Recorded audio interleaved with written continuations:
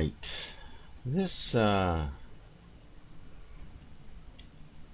is an example of ambush warfare. This shows the tragedy of it and the possibilities of it. It shows the way I play. And, it shows why a lot of people don't like me. Because I generally work this way. First of all, I work generally alone. I'm not the white knight that jumps in to save any teammate who has made a bad decision and thrown themselves out in the middle of everything. And, you can see I don't speak Russian. I'm not sure what's going on here. You'll see over here, you got like telephone number. I don't, something going on, but anyway. I don't know what these people are talking about. Here I am, obviously, working out, thinking about where I want to go. But I have a little program that kind of shows me some of the capabilities of some of these people. And some of these people, I don't remember exactly which ones, we're doing all right. But please note, we got five of 12 boats are Orlans. And on the Russian server, Orlans generally stick together. And such. You see one or two, then you may be seeing more of them. It's just, I don't know. It's obviously the Russian server, so it's going to be their boat. So they're going to like that, I suppose. I don't know. Anyway. As I said, I generally work alone. I see all these Orlans, and I'm thinking, you know, these guys are already this far, and they've not spotted anything. And then this kicks up. Usually I would be heading to this island here. But because we have a 12-game situation, and these Russians generally run in packs, I knew that if I get there, I could have a lot of Orlans. They're at a good range from me, and I'm expecting like a lemming train type of situation here. And so I decided to run to what I call a secondary position, which is here. Now, we've got this one Orlan here. There he is. And he's working this Swan that's sitting over here. I'm backing up. And again, you know, why aren't I out there fighting? Well, where I see one Orlan, and I saw a second, this Swan just popped up lately, I'm thinking, all right, where there's one or two, there could be 3 or 4 more. And so I'm not going to get out and expose my position, but I'm noticing this guy seems to be just running full on. He's just running a straight line, so maybe I can get a quick hit, and I do. Okay, I know you can't see all of the gradations on the reticle because this is a lousy replay, and so the gradations on the reticles don't work for some reason. Anyway, so I'm thinking, you know, where there's one, there's more.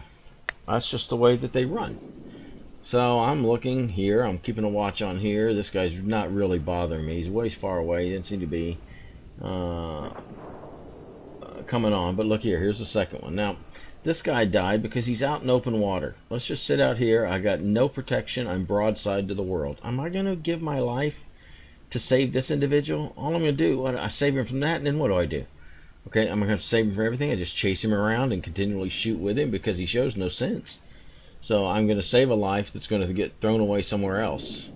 Yet a second one, all right? Here I am. I'm in the middle. I'm broadside to anybody that's going to come because I'm dying to use that back gun, and so he will. He will die using that back gun. So many teammates are really not worth saving because I might take the pressure off of them, but if they show so little lack of ability to save their own life, then what am I going to do? I might save it once, but like I said, my whole game is going to be running around and taking the heat for them because they can't protect themselves. So, as I expected, I've got a lemming train, all right, of some sort going on here. The Black Swan, like I said, birds of a feather in the Russian server. There he is, flopping away. Got this Eerie. I'm a little concerned about him. That's why I've been backing up. And in my mind, I'm picturing this lemming train forming up and coming around this way. This is what I think they're going to do. Just come around this way.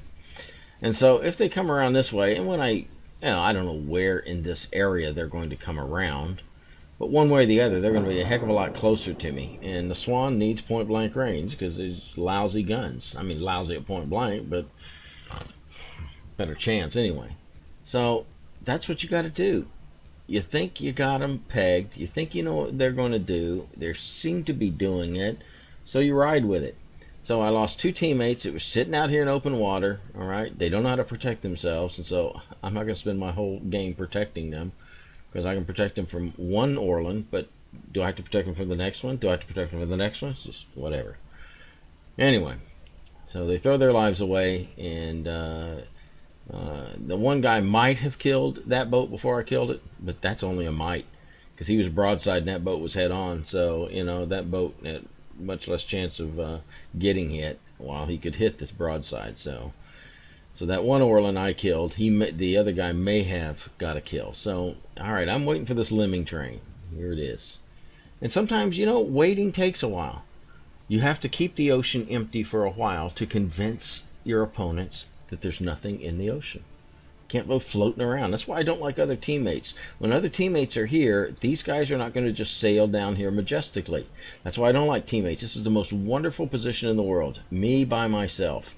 Empty ocean, which means these guys feel they got a free hand.